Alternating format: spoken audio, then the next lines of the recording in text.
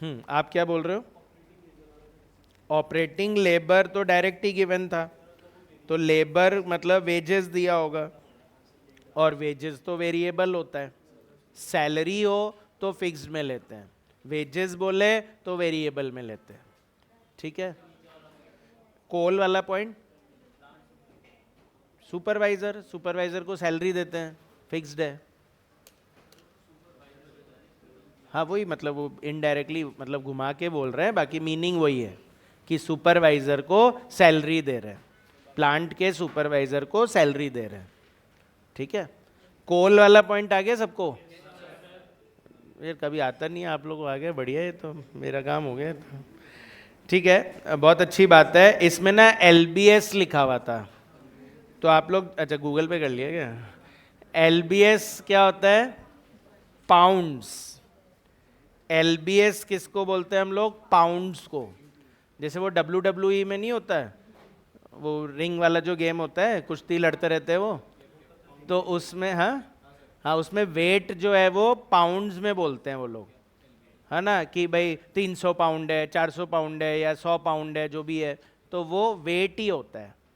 तो जैसे केजी होता है, जैसे टन होता है, जैसे क्विंटल होता है। लास्ट डे आपको क्विंटल सिखा के गया था मैं।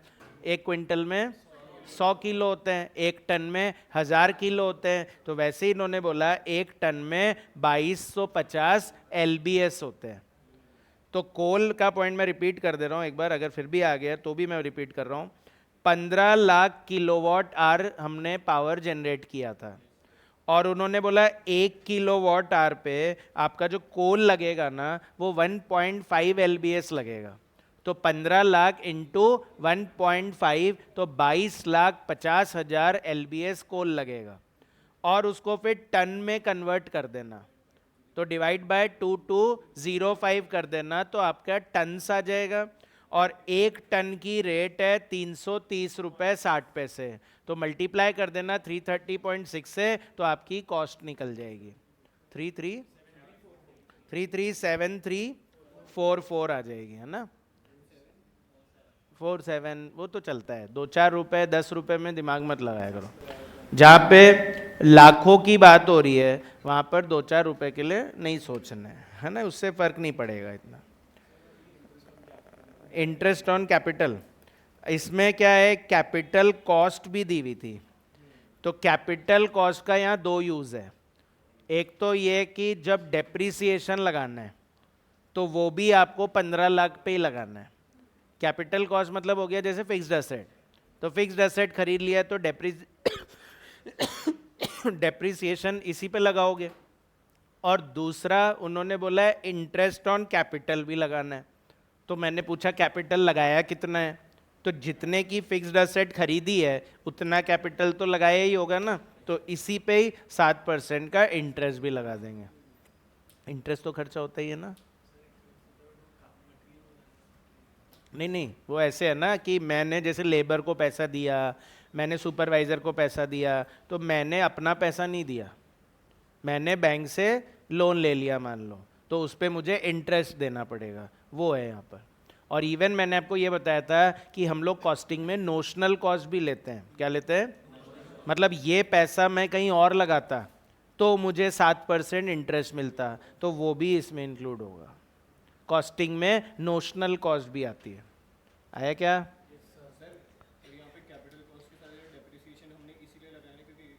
कि हमने मान लिया पैसा भी हमने इतना ही लगाया है और हमने मशीन भी इतने का ही खरीदा है, तो इसीलिए कैपिटल का इंटरेस्ट भी इस पे लगेगा और मशीन का डेप्रिसिएशन भी इसी पे लगेगा।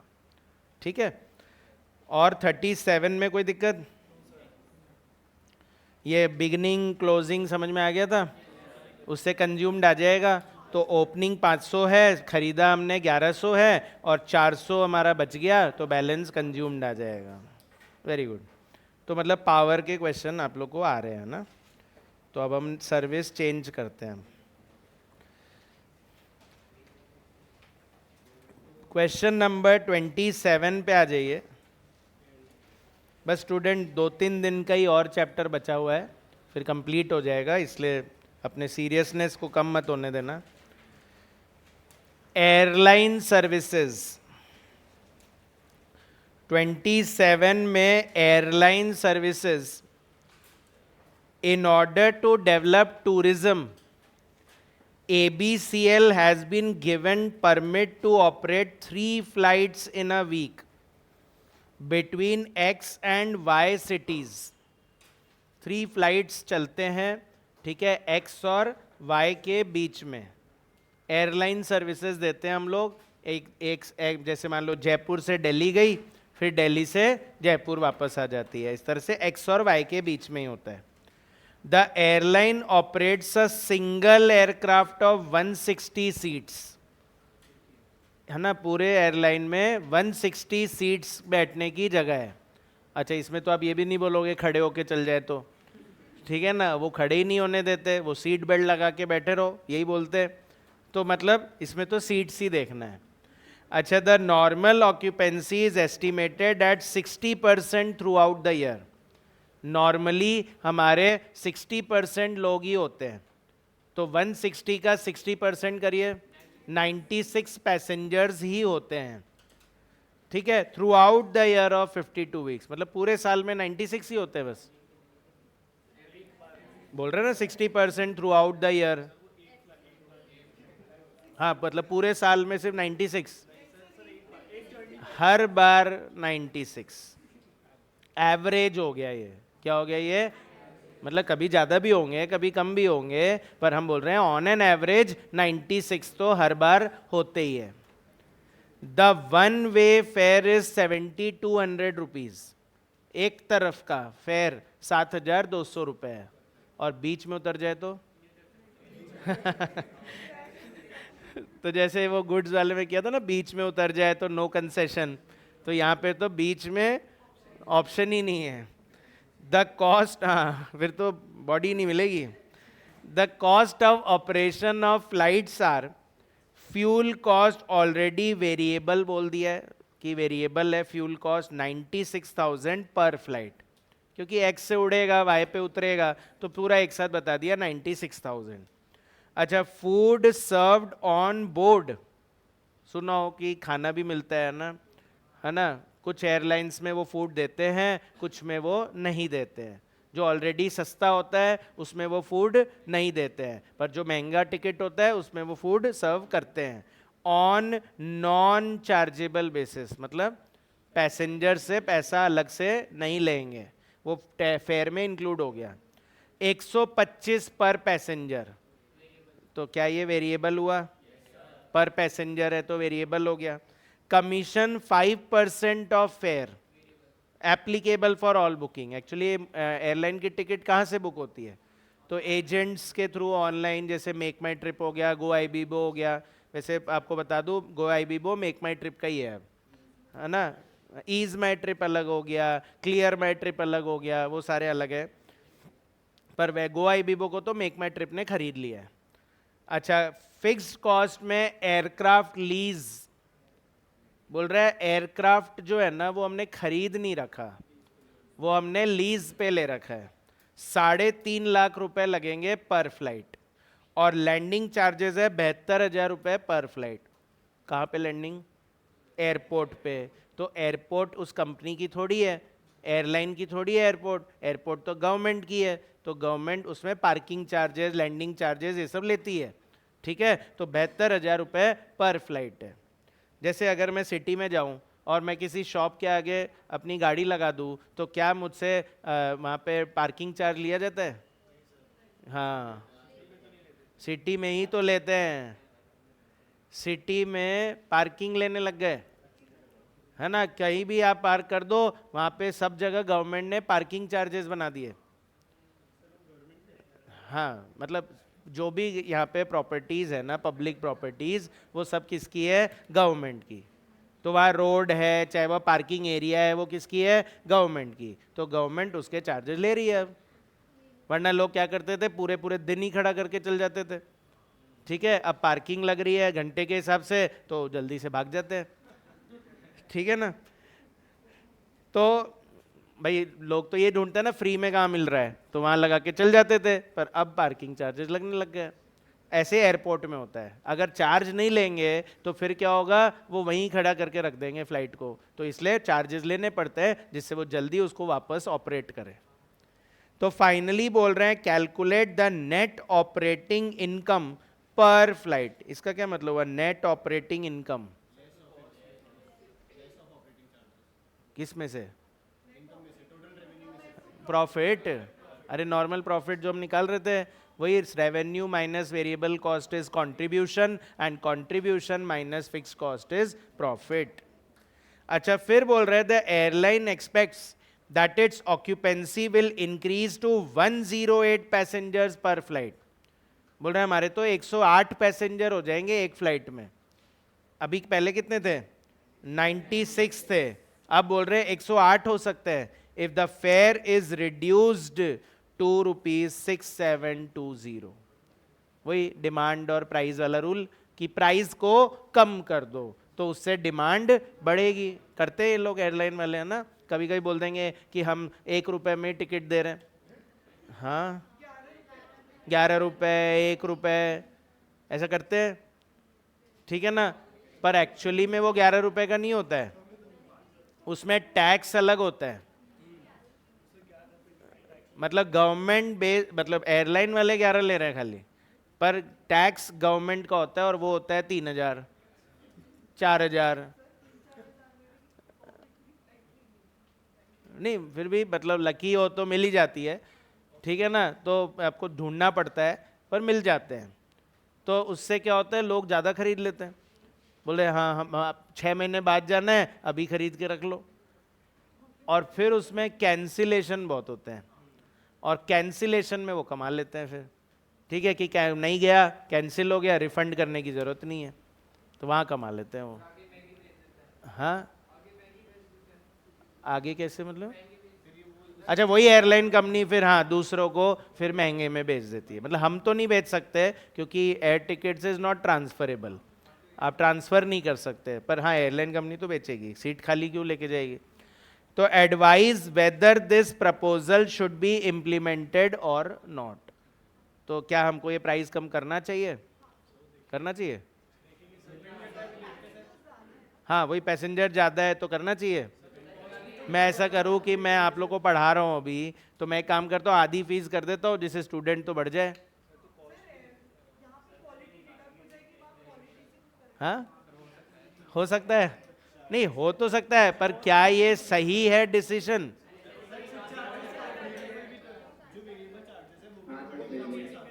पर फिक्स कॉस्ट तो उतना ही लगेगा, फायदा ही होगा ऐसा नहीं है। हाँ फ्लाइट जा ही रही है, पैसेंजर ज़्यादा ही हो रहे हैं, पर सेलिंग प्राइस तो कम हो गई ना। अच्छा कैलकुलेट, वही मैं बोल रहा हूँ एग्जैक्टली कि ऐसे ओवरव्यू नहीं बोल सकते कि यस, अपने को कैलकुलेट करना पड़ेगा। और अगर प्रॉफिट बढ़ेगा, प्रॉफिट तो करना चाहिए, और नहीं बढ़ेगा तो नहीं करना चाहिए, ठीक है। तो अगर टॉपिक नंबर लिखे तो कौन सा हो गया? 7। टॉपिक नंबर इसलिए लिखना ज़रूरी है कि जिससे रिवीजन में आपको क्लियर रहे कि हमारे इस चैप्टर में इतने तरह के सर्विसेज है। तो एयरलाइन सर्विसेज, हाँ 12 के आसपास मैंने आपको बोला था कि है, तो अभी तो एयरलाइन का क्वेश्चन है।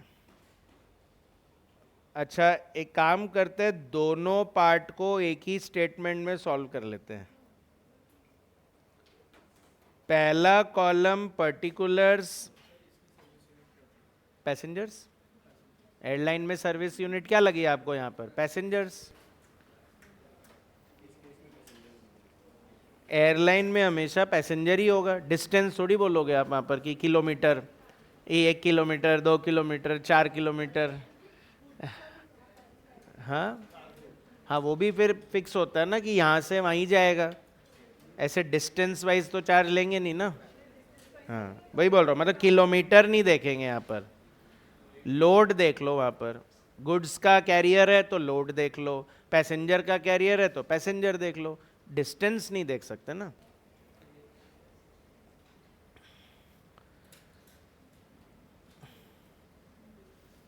present and proposal.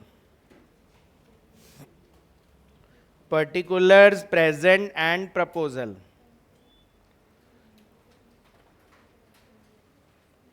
और इस बार स्टूडेंट जनवरी में यही क्वेश्चन आया था,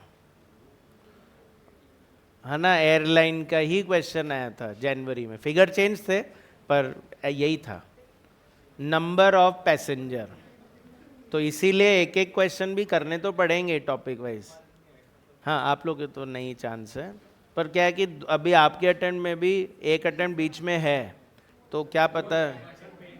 हाँ, आप लोगों का तो जनवरी वाला है, तो मई और सितंबर 2 अटेम्प्ट बीच में आ जाएंगे, तो आ सकता है, ऐसा कुछ नहीं है कि नहीं आ सकता, पर बहुत इजी क्वेश्चन है, मतलब ऐसे हार्ड नहीं है। नंबर ऑफ पैसेंजर प्रेजेंट में 96 और प्रपोजल में 108। Number of passenger 96 and 108। सबसे पहले रेवेन्यू,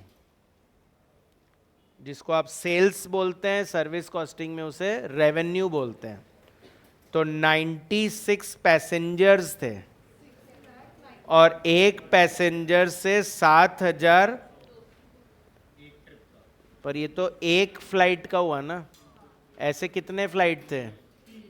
पर आपको चेक करिए फर्स्ट पॉइंट में पर फ्लाइट ही पूछा है, इसलिए इंटू 3 मत कर देना, नहीं इंटू 2 भी नहीं करना, वन वे ही तो बोल रहे हैं। पर फ्लाइट मतलब क्या होगा, नहीं पर फ्लाइट तो सिर्फ जाना ही हुआ ना, वापस आने को थोड़ी एक फ्लाइट बोलेंगे, ठीक है, राउंड नहीं हुआ, वन वे ही हुआ। पर फ्लाइट मतलब वन वे। कितना आ रहा है, 691,200, और ऐसे ही 108 पैसेंजर्स इंटू 6720, 75760, फिर माइनस करेंगे वेरिएबल कॉस्ट। तो रेवेन्यू में से वेरिएबल कॉस्ट माइनस करना है, तो वेरिएबल कॉस्ट में एक तो फ्यूल बोला इन्होंने, तो फ्यूल 96,000 पर फ्लाइट, तो वो तो पैसेंजर ज़्यादा हो जाएंगे तो भी 96,000 ही लगेगा, फ्यूल थोड़ी इस पर डिपेंड करेगा कि कितने पैसेंजर्स है। हाँ, नहीं नहीं ऐसा नहीं है, एयरक्राफ्ट में क्या होता है कि एक फिक्स फ्यूल यूज़ होता है ना, ये डिस्टेंस के हिसाब से फ्यूल उसमें भर दिया जाता है टैंक में, वो ख़त्म होना ही है वहाँ तक पहुँच के, चाहे ज़्यादा पैसेंजर हो चाहे कम हो, वो एयरलाइन के वेट से चलता है, उसमें कितने लोग बैठे उससे फ़र्क नहीं पड़ता उसको। ऐसे तो आप बोलोगे लगेज भी है, तो लगेज से भी फ़र्क पड़ना चाहिए, उनसे फ़र्क नहीं पड़ता एयरलाइन में, वो एयरलाइन खुद ही इतना भारी है पहले ही। हाँ, वो क्वेश्चन में लिखा हुआ है वेरिएबल, ये बात सही बोले आप कि फिर सर ये तो फिक्स्ड हो गया, तो क्वेश्चन में ही लिखा हुआ है कि वेरिएबल मानना है, ठीक है, नहीं लिखा होता तो फिक्स में ले लेता, पर लिखा हुआ आया था, इस बार भी आया था लिखा हुआ, और पहले भी लिखा हुआ आया था। अच्छा हाँ, सर पर फ्लाइट ही पूछा है ना, यही तो मैं बोल रहा हूँ, हेडिंग डाल देता हूँ मैं, कंफ्यूज हो रहे हो आप लोग बार बार। This is statement of operating income per flight, question हमसे पर फ्लाइट ही पूछ रहा है, वो नहीं बोल रहा है 1 साल का बताओ या 1 महीने का बताओ, एक फ्लाइट का ही पूछ रहा है। और बताइए, और कोई वेरिएबल कॉस्ट है क्या, फूड, हाँ नॉन चार्जेबल, पैसेंजर से नहीं लेना, पर अपना तो खर्चा हो गया ना, कॉस्ट तो है ना, हुई ना। मान लो मैं आप लोग को अभी, आप बोलो कि सर हम फाउंडेशन पास हुए, हमें पार्टी तो दो,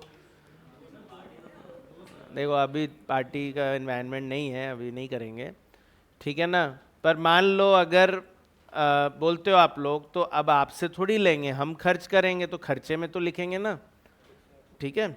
तो फूड हो गया 125 पर पैसेंजर, तो 96 इंटू 125 12,000, और इसमें आएगा 108 इंटू 125 13,500 और इसके अलावा कमीशन,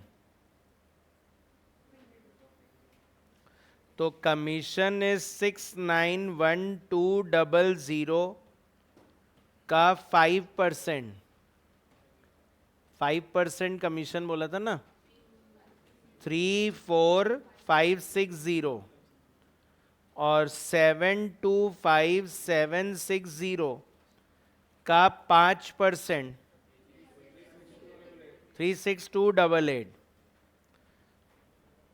तो स्टूडेंट्स इससे आपका पहले कंट्रीब्यूशन, पहले वेरिएबल कॉस्ट का टोटल लगा लो, एक काम करो, वेरिएबल कॉस्ट का टोटल बता दो पहले। 142,560, 145,788। तो स्टूडेंट्स आपका कंट्रीब्यूशन आ जाएगा। तो रेवेन्यू में से वेरिएबल कॉस्ट माइनस करिए, 691200 में से 142,560 माइनस करिए, तो कंट्रीब्यूशन आ गया 548,640 और प्रपोजल में 579972। फिर माइनस करेंगे फिक्स्ड कॉस्ट, तो फिक्स्ड कॉस्ट माइनस करिए, तो बताइए फिक्स्ड कॉस्ट कितना है? एयरक्राफ्ट लीज, तो एयरक्राफ्ट लीज कितना? क्या ये पर फ्लाइट ही है ऑलरेडी? तो वो तो चाहे 96 पैसेंजर हो चाहे 108 पैसेंजर्स हो, आपकी एयरक्राफ्ट लीज का चार्ज तो सेम ही रहेगा, खुद ही ने बोला है उन्होंने फिक्स्ड है। और इसके अलावा लैंडिंग चार्जेस, लैंडिंग चार्जेस 72,000 पर फ्लाइट।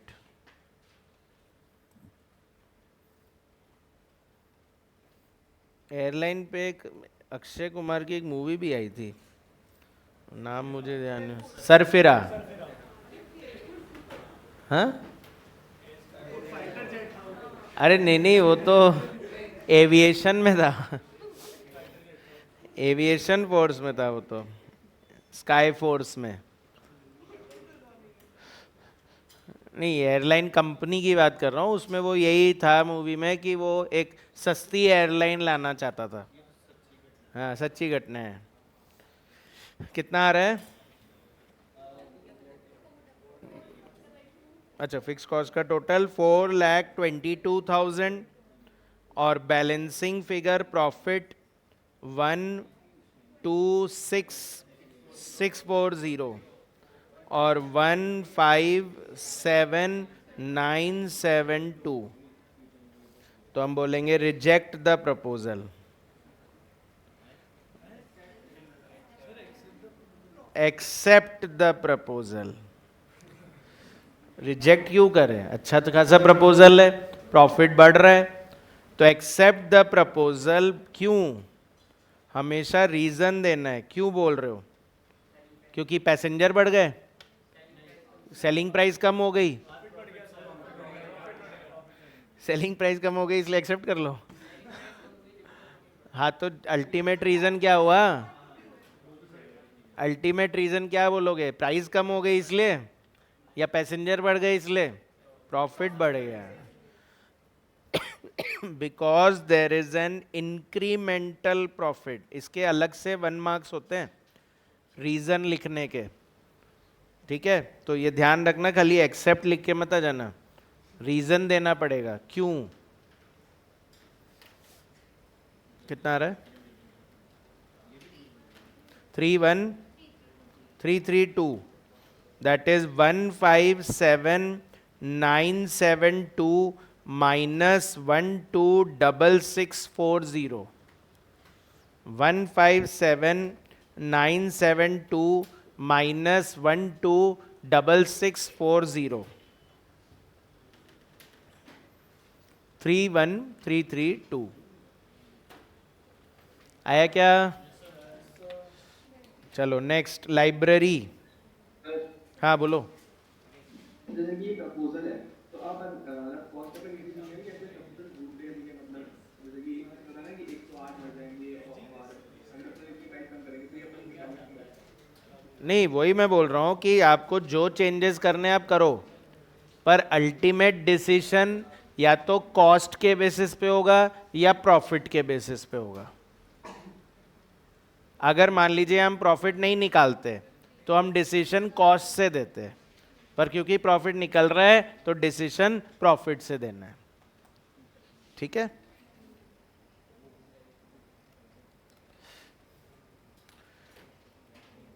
चलो नेक्स्ट है लाइब्रेरी।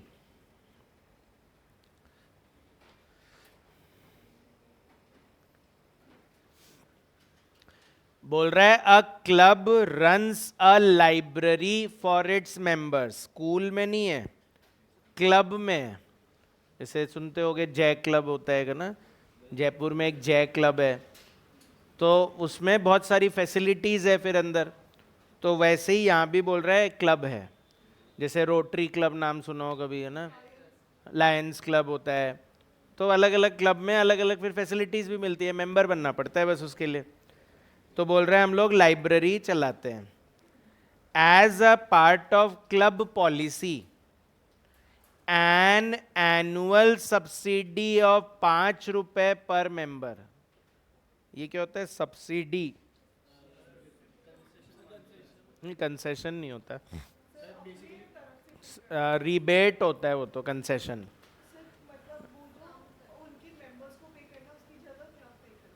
हाँ, मतलब जो खर्चा आपको करना है वो कोई और कर देगा, तो उसको बोलते हैं सब्सिडी।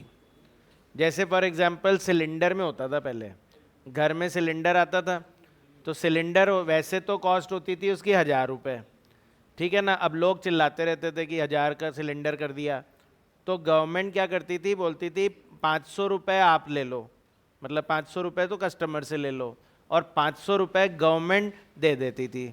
तो टोटल 1,000 रुपये का ही सिलेंडर था कंपनी के लिए तो, पर 2 जने उसको बेयर कर रहे थे। फिर रूल ऐसे बदला कि नहीं, आप एक बार 1,000 रुपये दे दो और गवर्नमेंट फिर आपके बैंक अकाउंट में सब्सिडी का अमाउंट डाल देगी। अभी जैसे सोलर पैनल में हो रहा है कि घर में आप सोलर पैनल लगवाओ, तो मान लो 3-4 लाख का खर्चा है, वो लगवा लो, और फिर गवर्नमेंट उसमें से 1.25 लाख 1.5 लाख के आसपास रिटर्न कर दे रही है, तो मतलब सब्सिडी मिल रही है आपको। ईवी व्हीकल्स पे मिल रहा है अभी। ठीक है, तो मतलब गवर्नमेंट या कोई और थर्ड पार्टी जब कुछ बेयर करती है तो उसको बोलते हैं सब्सिडी। हाँ, नहीं नहीं, वहाँ मैंने ये नहीं बोला था कि एक ही चीज़ है, मैंने बोला था उसका ट्रीटमेंट एक ही है, कि डिस्काउंट बोले, रिबेट बोले, ग्रांट बोले, सब्सिडी बोले, सब माइनस करना है। ये नहीं बोला कि मीनिंग सेम है।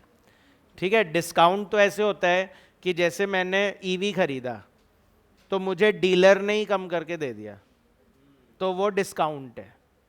और सब्सिडी ये हुआ कि डीलर ने तो पूरे पैसे ले लिए, फिर गवर्नमेंट ने मुझे अलग से रीइंबर्स किए, तो वो सब्सिडी है। अल्टीमेटली बात तो वही आएगी, मेरे को सस्ता पड़ेगा, पर मेरे को डीलर दे रहा है या गवर्नमेंट दे रही है, वो फर्क है। अच्छा, सर रीबेट क्या डिस्काउंट होगा क्या सर? क्या बोल रहे हो? रीबेट क्या होता है डिस्काउंट? वी, अच्छा, रिबेट, रिबेट रिबेट बेसिकली हम ट्रेड डिस्काउंट को बोलते हैं, है ना। कि जैसे मान लीजिए 100 का 1 लाख रुपए आ रहा है, तो मैंने बोला चलो 99,000 दे दो, तो वो ट्रेड डिस्काउंट है। कैश डिस्काउंट तो प्रॉम्प्ट पेमेंट के लिए जब देते हैं वो कैश डिस्काउंट कहलाता है। The management of the club has provided the following figures. तो नंबर ऑफ क्लब मेंबर्स तो 5,000 है, क्लब में तो 5,000 लोग हैं, पर लाइब्रेरी मेंबर 1,000 ही है। लाइब्रेरी मेंबर 1,000 ही है। क्यों? क्लब मेंबर 5,000, लाइब्रेरी मेंबर 1,000, तो बाकी यूज नहीं करते। बोले हमको नहीं पढ़ना, हमको नहीं जाना लाइब्रेरी में, हमको स्विमिंग पूल में जाना है, तो वो वहां पे मेंबर बन जाएंगे। ठीक है ना। लाइब्रेरी फी पर मेंबर पर मंथ 100 रुपए, तो पर क्लब मेंबर या पर लाइब्रेरी मेंबर? पर लाइब्रेरी मेंबर हो गए तो इम्प्लाइड ही है। तो पर मेंबर 100 रुपए देंगे, ठीक है, लाइब्रेरी फीस। तो कितने मेंबर थे? 1000। तो 1000 इंटू 100, 1,00,000 रुपए की रेवेन्यू या कॉस्ट? रेवेन्यू हो गई। पर क्या है, वो हमको सफिशिएंट नहीं पड़ता, और इसीलिए क्लब ने पॉलिसी बना रखी है कि हमसे 5 रुपए पर मेंबर की क्या ले लेना? सब्सिडी ले लेना। तो ये 1,00,000 रुपए हमको कम पड़ता है, तो क्लब ने बोल रखा है जरूरत पड़े तो हमसे ले लेना, है ना। अप टू 5 रुपीज लिखा हुआ है, अगर ध्यान दे तो। मतलब 5 फिक्स नहीं है, 4 भी दे सकते हैं, 2 भी दे सकते हैं। हाँ, 5 तो मैक्सिमम है, इससे ज्यादा नहीं देंगे। तो जितनी जरूरत होगी उतना ही लेंगे, बेसिकली यही मतलब हुआ। अभी मैंने यही बोला है आपको, लाइब्रेरी फी पर मेंबर, लाइब्रेरी फी पर मेंबर कितने हैं? 1,000। तो फिर यहां भी 5 पर मेंबर क्या पड़ेंगे? 1,000, 5,000 नहीं पड़ेंगे। अच्छा, fine for late return of books, वो होता था स्कूल में कि जिस दिन लाइब्रेरी की पीरियड है उस दिन बुक ले जाना भूल गए, हाँ, तो पेनल्टी ले लेते थे। तो फाइन लगा दिया, बोल रहे 1 रुपए लगेगा एक बुक का, 1 दिन लेट होने का, पर डे लेट, है ना। मतलब 1 दिन लेट हो गए तो 1 रुपए चार्ज लगेगा। तो बोल रहा है average number of days each book is return late 5 days, on an average 5 दिन लेट आते हैं बुक्स, तो 5 रुपए तो हो ही गया। और ऐसे average number of books return late per month 500, तो 2500 रुपए की रेवेन्यू ये भी हो गई, है ना। फीस तो ले ही रहे थे, लेट फीस और ले लिया, ठीक है, 2500 रुपए का हर महीने। अच्छा, number of available old books, पुराने बुक्स तो होते ही है लाइब्रेरी में, तो बोल रहे 50,000 बुक तो हमारे पास पहले से ही है, एंड नए बुक्स खरीदने का सोच रहे हैं। न्यू बुक्स 300 रुपए का एक बुक है, और number of books purchase per year, पूरे साल में 1200 बुक आएंगे। पैसा कहाँ से आएगा बुक खरीदने का? ये जो रेवेन्यू है इसी में से होगा। और फिर भी रेवेन्यू कम पड़ जाए तो सब्सिडी दे रहा है ना वो क्लब, तो इसीलिए तो दे रहा है कि खर्चा कम पड़े, मतलब खर्चे के लिए पैसा नहीं बचे तो हमसे ले लेना, ठीक है। कॉस्ट ऑफ मेंटेनेंस, अच्छा खर्चा ये भी है हमारा कि ओल्ड बुक्स को बाइंडिंग वगैरह करने में, मेंटेन करने में खर्चा लगता है 10 रुपए पर बुक पर ईयर। अच्छा, स्टाफ भी है, लाइब्रेरियन भी है, असिस्टेंट लाइब्रेरियन भी है, क्लर्क भी है, 3 तो असिस्टेंट लाइब्रेरियन लगा रखे हैं, 7,000 रुपये महीने वाले, और क्लर्क एक है, लाइब्रेरियन एक है। तो इतना खर्चा करोगे तो बुक्स के लिए पैसा बचेगा कहाँ से? हाँ, तो इसीलिए बोल रहे हैं बार बार, you are required to calculate, पहले तो द कॉस्ट बताओ of maintaining the library, library को चलाने में कितना खर्चा आता है पूरे साल में, पर ईयर लिख दिया है, excluding the cost of new books. नए बुक्स की कॉस्ट को छोड़ दो एक बार, और फिर, अरे इधर मैं भी पढ़ा रहा हूँ, सुन ही नहीं रहे हो? हाँ, उधर बात कर रहे थे शायद आप, नहीं? तो the cost of maintaining the library per year excluding the cost of new books, नए बुक्स की कॉस्ट को छोड़ दो, उसके अलावा जो हमने लाइब्रेरी में खर्चे किए हैं वो बताओ कितने हैं। तो ये लाइब्रेरियन और मेंटेनेंस वाला खर्चा आ जाएगा। द कॉस्ट इनकर्ड पर member per month, per year को पर मंथ कैसे बनाते हैं? डिवाइड बाय 12 कर देना। और पर मेंबर कैसे बनाते हैं? डिवाइड बाय 5,000 नहीं, 1,000 करना है। Library, on the library again excluding cost of new books. And finally बोल रहा है net income from the library बताओ, प्रॉफिट हो भी रहा है कि नहीं हो रहा है ये बताओ। फिर एक पैराग्राफ और है, वो बाद में बताता हूँ, पहले इतना करते हैं। कुछ बोल रहे हो? नहीं, लाइब्रेरी के लिए books is a cost, asset नहीं है,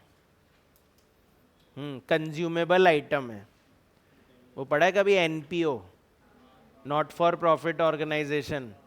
तो आप बोलो स्पोर्ट्स क्लब है तो उसके पास स्पोर्ट्स इक्विपमेंट पड़े हैं, तो वो उसकी कंज्यूमेबल आइटम होती थी। उसका जो जो क्लोजिंग बैलेंस बोलता था वो असेट में लेते थे, पूरा नहीं लेते थे। तो वही बोल रहा है आप डिसाइड नहीं कर पाओगे कि कितना बच गया और कितना कंज्यूम हो गया, तो आप तो लो ही मत, इसलिए मना कर रहे हैं। कंज्यूमेबल आइटम है ये।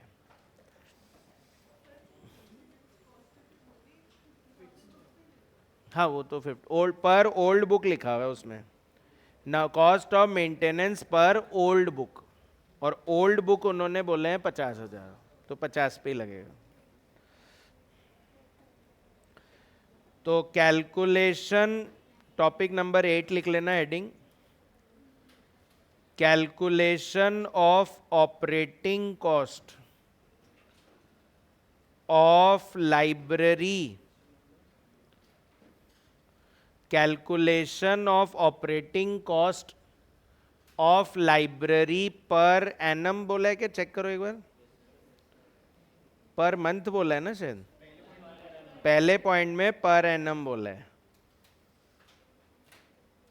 अच्छा इसमें कोई वेरिएबल कॉस्ट नहीं है ना, कोई भी खर्चा पर मेंबर नहीं लग रहा है, मेंबर्स के हिसाब से कोई खर्चा नहीं लग रहा, तो ये सारा फिक्स्ड कॉस्ट ही है, सब फिक्स्ड कॉस्ट ही है, यहाँ पे कुछ भी वेरिएबल नहीं है।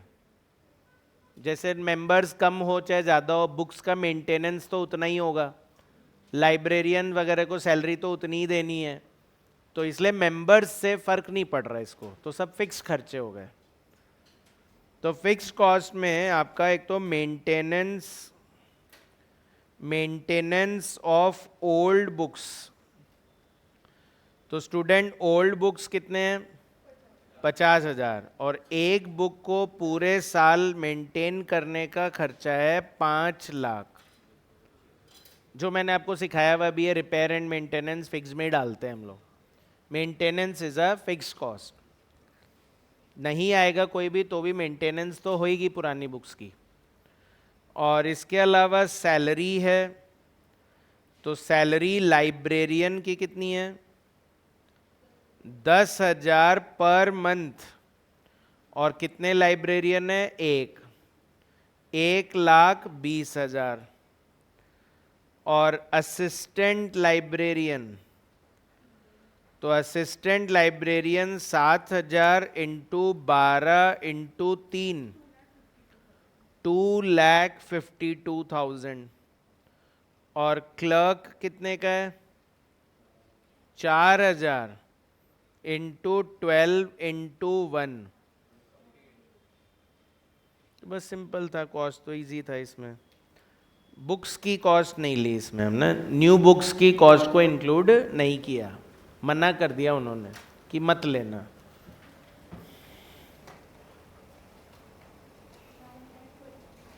तो क्या होता है कि अगर वो नहीं लिखते तो कई लोगों को लगता है कि लेना है, कई लोगों को लगता है कि नहीं लेना है, तो उन्होंने क्लियर कर दिया कि नहीं लेना है। ठीक है, तो अब अगर आपके एग्जाम में आता है और नहीं लिखा हुआ है तो आप मत लेना, ठीक है, क्योंकि हम ये सीख चुके हैं कि नहीं लेते हैं। अच्छा, सेकेंड पॉइंट में cost of library per month बताओ, तो ये 9,20,000 पर एनम है या पर मंथ है, तो इसको पर मंथ कैसे बनाए, डिवाइड बाय 12 कर दीजिए, 70 667 76,667। तो actually question cost per member पूछ रहा था, पर मेंबर नहीं निकाला आपने अभी, आपने तो बस ये पता लगाया कि पूरे महीने में खर्चा कितना है, तो पूरे मेंबर में अगर पूरे महीने में 76 खर्चा है तो 1000 मेंबर पे हो रहा है ये खर्चा, तो पर मेंबर कितना है 76.67। तो बताओ फिर तो फीस ठीक ही ले रहे हैं, 76 रुपये खर्च हो रहे हैं, 77 रुपये खर्च हो रहे हैं, तो 100 रुपये ले रहे हैं हम तो फीस, तो प्रॉफिट होगा कि नहीं होगा, होएगा, होएगा, प्रॉफिट तो होएगा। तो calculation of net income, calculation of net income per annum पूरे साल का, तो उसके लिए चाहिए पहले रेवेन्यू, तो किस किस फॉर्म में रेवेन्यू मिल रही है? एक तो मेंबरशिप फीस, 5,000 लोग हैं तो 1,000 ही मेंबर क्यों हैं? क्योंकि फीस लग रही है ना, फ्री में दे रहे होते तो फिर तो सभी मेंबर बन जाते, फ्री में नहीं था ना, तो इसलिए मेंबरशिप फीस ले रहे हैं जिससे सब नहीं ज्वाइन करे, जिनको एक्चुअल में ज़रूरत है वही ज्वाइन करे। तो 1,000 मेंबर है, 100 रुपये महीने का लेते हैं तो 1 लाख, और पूरे साल में 12 महीने तो 12 लाख। और लेट फीस भी ले रहे हैं क्या? तो लेट फीस कितनी है? 500 बुक्स लेट हो रहे हैं, एक बुक का 1 रुपये एक दिन का, और ऐसे 5 दिन हो रहे हैं, और पूरे साल में 12 महीने हैं, तो कितना हो गया? 30,000। तो टोटल रेवेन्यू आ गई 12,30,000 पर एनम। नहीं भूलना है ना, पर एनम बोल रहा है क्वेश्चन, इंटू 12 करना नहीं भूलना है। ये एकदम बेसिक मैथ्स वाले चैप्टर जैसा है ये, कि पर मंथ पर एनम ये सब ध्यान रखते रहो बैठ के। यहाँ केयरलेसनेस होने के बहुत ज़्यादा चांसेस होते हैं, तो आपको क्वेश्चन एकदम ध्यान से पढ़ना है, नोट करना है कि कहाँ पर मंथ लिखा है, कहाँ पर एनम लिखा है, फिर सॉल्व करना है। और ये चीज़ें प्रैक्टिस करने से आती है। अगर आप सोल्यूशन रीड करोगे तो आपको नहीं आएगा, पर अगर आप लिख लिख के करोगे तो आप अपनी गलतियों को पहचानोगे। फिर माइनस ऑपरेटिंग कॉस्ट, इसमें वेरिएबल फिक्स तो था नहीं, तो कितना था ऑपरेटिंग कॉस्ट? 9,20,000। तो आपका प्रॉफिट है इसमें 3,10,000। This is profit excluding new books. इसमें न्यू बुक्स नहीं इंक्लूड हुए अभी। अच्छा, न्यू बुक्स कितने खरीदे वैसे? 1,200। और एक बुक कितने का है? तो ये तो 3,60,000 हो गया, 3,10,000 ही बच रहा है। तो एक बार पढ़ लो आगे का पॉइंट है ना, 4th पॉइंट बोल सकते हैं हम इसको। If the club follows a policy that all new books must be purchased out of library revenue। मान लो क्लब की पॉलिसी है कि हम सब्सिडी नहीं देंगे, जो बुक्स खरीदने अपने रेवेन्यू में से खरीदो। then what is the maximum number of books that can be purchased per year? कितना बचा है अपने पास? 310। क्लब सब्सिडी देने के लिए मना कर रहा है, बोले जो कमाया है उसी में से ही करो। तो कितने बुक्स खरीद सकते हो? 1033, पर हमने खरीदे कितने? 1,200। तो how many excess books are purchased by the library per year? 167 लिखेंगे 4th पॉइंट में। Maximum number of new books, maximum number of new books that can be purchased is 3,10,000 divided by 3,10,000 divided by 300। तो 1033 से ज्यादा नहीं ला पाओगे। 1033.33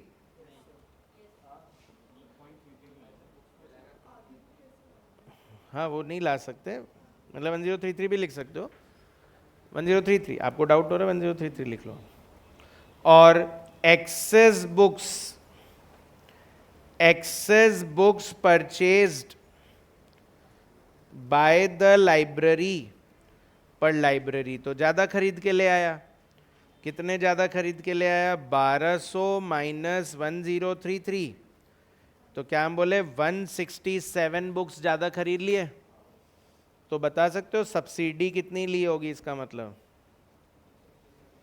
तो subsidy received from club, तो 167 into 300, 50,000 रुपए की सब्सिडी ली है। 50 100 आ रहा होगा आपका, पर वो इसलिए क्योंकि आप राउंड ऑफ कर चुके हो, जबकि वो एक्चुअली 166.6666 पूरा है, और उससे मल्टीप्लाई करोगे तो 50,000 आएगा।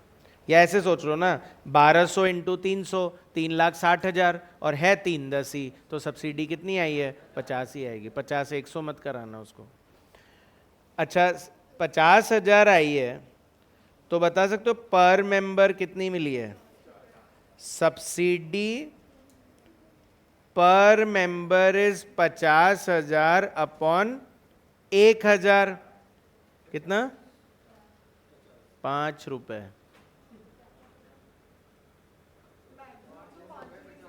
हाँ वही तो मैं बोल रहा हूँ, आप 50 बोल रहे हो।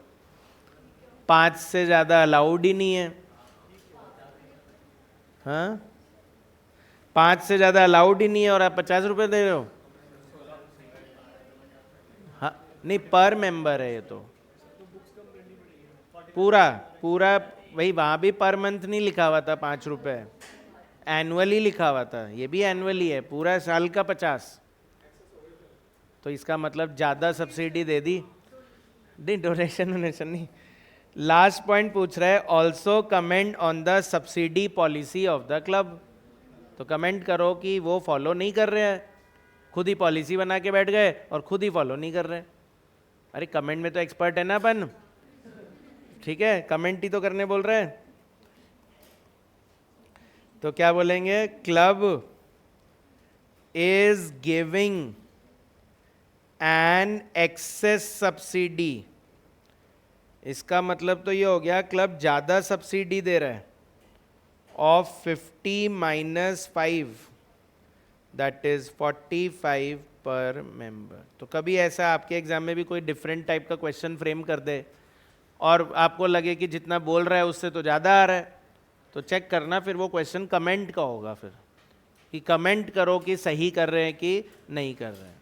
तो गलत कर रहे हैं। हाँ हाँ तो आते हैं अपने एग्जाम में ऐसे क्वेश्चन कि कमेंट करो कि जो चल रहा है वो सही चल रहा है क्या, इस तरह से आता है। ठीक है, आज क्या होमवर्क करोगे? लाइब्रेरी का तो देखो और है नहीं मेरे पास, तो मैं आपको एक डिफरेंट सर्विस का क्वेश्चन देता हूँ। 39 ट्राई करना, एक ही दिया है 39। अब अपने क्या बचा हुआ है? एक तो जैसे बचा हुआ है टोल सर्विस कॉस्टिंग, एक है आईटी कॉस्टिंग, आईटी सर्विसेज जो कंपनी देती है ना उनकी कॉस्टिंग, एक अपने एजुकेशनल इंस्टीट्यूशन की कॉस्टिंग है, एक इंश्योरेंस कंपनी की कॉस्टिंग है, और एक फाइनेंशियल सर्विसेज कंपनीज की कॉस्टिंग है। तो इस तरह से 5 टॉपिक अपने बचे हुए हैं।